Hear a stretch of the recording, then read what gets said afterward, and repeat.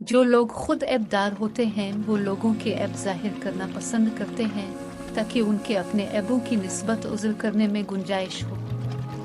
औरत की पाक दामनी इसके शौहर की खुशी का मूजिब और उसके हसन के बाकी रहने का बाइस है। खालिस ईमान बिल्लाह और लोगों से नेकी व एहसान करना क़यामत के दिन के लिए बेहतरीन नफ़ा बख्श सरमाया है।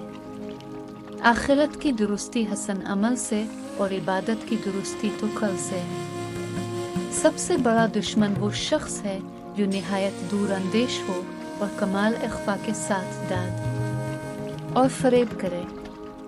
सबसे बुरा वो शख्स है कि इसके शर के मारे लोग इससे परहेज करें।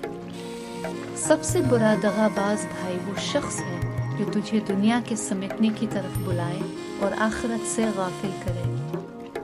सबसे बुरा साथी वो है जो जल्दी बदल जाए और सबसे बुरा हमजोली वो है जो मुतलौविन मिजाज हो और इधर अलिफादेर पलटे खाए।